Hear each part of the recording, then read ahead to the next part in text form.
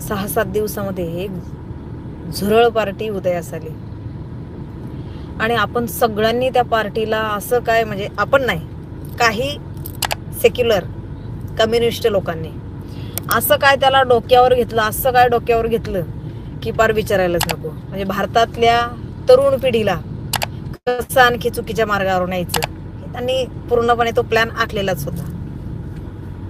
आता झुरळ पार्टी ज्या वेळेला उदयास आली त्यावेळेला त्यांचा विरोध होता, ते कोण न्यायाधीश आहे त्यांच्या विरोधात मध्ये. ते न्यायाधीश राहिले बाजूलाच आणि येऊन पडले भाजप सरकार आणि मोदी सरकारवर. बरं येऊ दे, तेही काही हरकत नाही. परंतु त्यांना म्हणे 40 वर्ष लागले एवढे फॉलोअर्स बनवण्यासाठी आणि आम्ही 4 दिवसात बनवले म्हणे. पण तुम्ही जरा चेक केलं का त्यातमध्ये, त्या फॉलोअर्समध्ये किती बांगलादेशी, किती मुसलमान आणि किती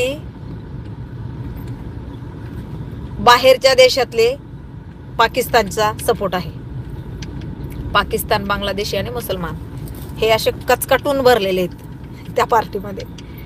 बरं, त्या पार्टीचा जो पडद्यामागचा हिरो आहे तो लक्षात आला सगळ्यांच्या, कोण आहे तो? केजरीवाल, ज्याचा पक्ष आता संपलेला आहे आणि त्याला काहीही करून नाही का आपलं त्या शरद बाबासारखं नाही का जिवंत राहायचंय. जसं शरद बाबांनी मन्या पार्टी उभी केली तशी आता ही झुरळ पार्टी कोणीतरी उभी केलेली आहे त्यांची पोळी भाजण्यासाठी. मला एक कळत नाहीये की आपण का लगेच असं भुरळून जातोय. अरे साधी भाजी घ्यायला गेलो ना तरी आपण 4 ठिकाणी चेक करतो, ही चांगली का, ही चांगली का, ही चांगली का, कुठली घ्यायची. आणि असं काहीतरी आलं ना की लगेच आपण त्याला ते सगळ्या त्याच्यात त्याने काहीतरी मांडलेलं असतं समोर, पण पाठीमागं काय आपण ते बघतच नाही, आतमध्ये काय आहे ते बघतच नाही. का आपण असं करतोय? आपण भारतीय फार सगळ्या गोष्टी बारकाईने बघणारे आहोत, हे का विसरून जातो आपण? कारण असंच केलं होतं आपल्या पूर्वजांनी. लक्षात घ्या, ज्या वेळेला इंग्रजांनी आपल्यावर 150 वर्ष राज्य केलं, ज्या वेळेला मुघलांनी आपल्यावर 750 वर्ष राज्य केलं, त्यावेळेला हेच केलंय आपण. त्यांनी एक दाखवायचं आपल्याला आणि एक द्यायचं. आपण जे दाखवलं त्यालाच भुरळून गेलोय. का अजूनही आपल्यात मध्ये तीच आपली जमात अजूनही जिवंत आहे. मारून टाका त्या जमातीला, जी वरच्या रंगाला भुरळून जातीये, जी दिखाव्याला भुरळतीये. आतमध्ये काय आहे ना हे चेक करा. कारण 2 वेळा आपल्या देशावर परकीयांनी राज्य केलं आणि आपला देश निस्तानाबूत करून ठेवला. अक्षरशः म्हणजे त्याच्यानंतर सुद्धा इंग्रजांच्या नंतर सुद्धा काय झालं, मुघलांचंच राज्य होतं आपल्यावर. अगदीच. कोण आहे इंदिरा गांधी? चेक करा कोण आहे. ज्या वेळेला इंदिरा गांधी त्यांचं पार्थिव समोर होतं त्यावेळेला त्यांचे मुलं हे कलमा पडत होते. का अजूनही कळत नाही आपल्याला? का आपण त्यांना हिंदू समजतोय? अरे आपल्यावर त्यांनी 70 वर्ष राज्य केलं आणि अजूनही त्यांची जी आहे ना कुरघोड्या त्या चालूच आहे. 70 वर्ष पाकिस्तान भारतापासून दूर गेला होता तरी भारतानेच पाकिस्तानला पोचलं. कारण राज्य कोण करत होतं? सरकार कोणाचं होतं? काँग्रेसचं. आणि काँग्रेस कोण होतं? पूर्णपणे पाकिस्तानला सपोर्ट करणार. त्यांना मुघलांचं राज्य पुन्हा आणायचं होतं भारतावर. 70 वर्ष त्याच प्रयत्नात ते होते. 70 वर्ष आपली काय प्रगती झाली सांगा ना? जी या 10 वर्षात मध्ये मोदी साहेबांनी केली ती 70 वर्षात का सारखं त्या माणसावर चिखलफेक करताय? का तो काय करतो हे का कुणाच्याच लक्षात येत नाही? अरे 70 वर्ष प्रत्येक व्यक्ती कर्जबाजारी होता आणि त्यातला एक माझा बाप. 70 वर्ष कर्जाच्याच विळख्यात. आज कुणावर कर्ज आहे सांगा ना मला?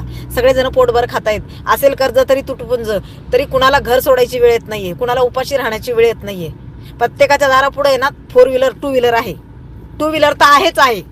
कुणीच नाही असा सर्वसामान्य. अरे बिगारी कामगार सुद्धा 2 व्हीलरवर जातोय कामाला. बिगारी काम करणारा सुद्धा. ज्याने एवढं दिलंय देशाला त्याच्यावरच चिखलफेक करायची असं कोणीतरी येतं. अरे झुरळ आपण घरात ठेवत नाहीये, झुरळ आपण घरात मध्ये ठेवत नाही आणि तुम्ही त्या झुरळांच्या हातात मध्ये देश द्यायला चाललेत. काय रे तुमची मानसिकता?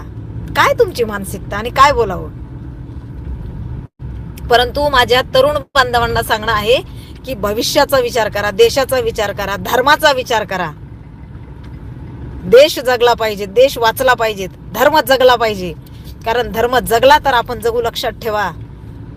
अरे यांच्या धर्माच्या विरोधात एक शब्द काढला ना की पार पेटून उठतात आणि मला खुले आम घोडे लावले जातात दररोजाने. आपण मस्त मजा घेतोय त्याची. तो आपल्या पूर्वजांनी काय केलं ना आपण काय करतोय. अरे गुलामीत काढले आपल्या पूर्वजांनी या नालायक लोकांमुळं. आणि त्यांना त्याची जाणीव होती की ज्या वेळेला धर्मावर आघात येतो, ज्या वेळेला धर्माला गुलाम बनवण्यात येतं, त्यावेळेला आपले काय हाल होतात. लक्षात ठेवा, ही जे काय चालू आहे ना हे फक्त आणि फक्त धर्माच्या विरोधात मध्ये षडयंत्र आहे आपल्या. भाजप का रे काय केलं भाजपनी. भाजप धर्म वाचवण्याचं काम करतोय आणि म्हणून भाजप या लोकांना नकोय. लक्षात घ्या, का नकोय भाजप या लोकांना. भाजपने माणसाला स्वतंत्र जगण्याचा अधिकार दिलाय आणि काँग्रेसने गुलाम बनवून ठेवला होता. याच्या अगोदरही 150 वर्ष इंग्रजांचा गुलाम होता माणूस आपल्या भारतातला. त्याच्या अगोदर ज्या वेळेला माझं शिवछत्रपतींचं राज्य आलं ना तेवढाच काळ आम्ही स्वतंत्र आणि निर्भीडपणे जगत होतो. त्याच्या अगोदर सुद्धा मुघलांनी आमच्यावर आम्हाला गुलामगिरीच करावी लागली. त्यांची हुकुमशाही त्यांनी चालवली होती मुघलांनी. अरे का आपण ना का बघत नाहीये मध्ये शिवछत्रपतींचे विचार का तुम्हाला दिसत नाहीये. का त्याला सारखं ट्रोल करण्यात येते. मी वारंवार हा शब्द बोलते कारण मी कधीही भंकस बोलत नाहीये, कधी उगाच असा फापट पसारा मांडत नाहीये. माझ्याकडे ज्या गोष्टी येतात ना खऱ्या त्याच्यावरच त्याला अनुसरूनच मी बोलत असते. सांगा ना मला काय. आज मी फडणवीस साहेबांचंही समर्थन करते, हो मी करेल. मला सांगा ना त्या माणसाच्या नावावर कुठं आहेत कारखाने, कुठं आहेत शिक्षण संस्था, कुठं आहेत दूध संघ. सांगा ना मला कुठं आहेत कंपन्या, कुठं आहे त्या माणसाच्या नावावर प्रॉपर्टी. नाही रे, देशासाठी धर्मासाठी त्याने वाहून नेलंय. त्याला स्वतः ठामपणे छाती ठोकून सांगतोय, माझ्या परिवारातला मी शेवटची पिढी असणार आहे राजकारणात, याच्यानंतर कोणीच नाही. अगदी छाती ठोकून सांगतोय. काय करतोय आपण, काय करतोय. फक्त भाजपच्या विरोधात मध्ये गरळ ओकणाऱ्या लोकांना आपण मोठं करतोय. कशासाठी. तरुण पिढी समंजस आहे, उद्याचं उज्ज्वल भविष्य आहे. सगळं नाही रे कुणालाही. बघा ना तो बसलाय 3 वर्ष झाले नवोकांडी बसलाय, उठायचं नाव नाहीये. बेवडा काय काय त्याचं बाहेर येतंय. किती त्याने प्रॉपर्ट्या घेतल्या आहेत. अरे नाही रे, जो उठतो ना तो तुमच्या नावावर आहे ना फक्त पोळी भाजून घेतो. लक्षात घ्या. काम करा, आपलं घर कसं चालेल हे बघा आणि नक्कीच आपल्या देशासाठी काय आहे सुबक आणि काय पोषक आहे त्याच गोष्टी करा, ज्याने आपल्या पिढीचं आपल्या देशाचं नुकसान होईल, आपल्या धर्माचं नुकसान होईल. या गोष्टी टाळा. कारण पुन्हा भगतसिंग होणे नाही, पुन्हा राजगुरू होणे नाही, पुन्हा सुखदेव होणे नाही. या देशाला नाही रे लाभणार परत ही लोक. आता फक्त काय माहिती का, जरांग्यासारखी टोळी उदयास येणार आणि स्वतःच्या भाकऱ्या बाजून घेणार समाजाच्या नावाखाली. समजून घ्या, समजून घ्या. फार मोठी गफलत करतोय आपण, फार मोठी गफलत करतोय. विनंती आहे माझी सगळ्यांना की नका अशा नीच लोकांना मोठं करू नका. स्वतः रक्त तुम्ही त्यांना देता आणि त्यांना मोठं करता आणि ते तुम्हाला मात्र कुपोषित करून सोडून देतात. कशासाठी,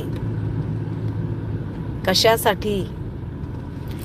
बघा बाबांनो काय ते. आणि कॉकरोच पार्टीचं आले असं नसतं रे. मी वारंवार बोलत असते की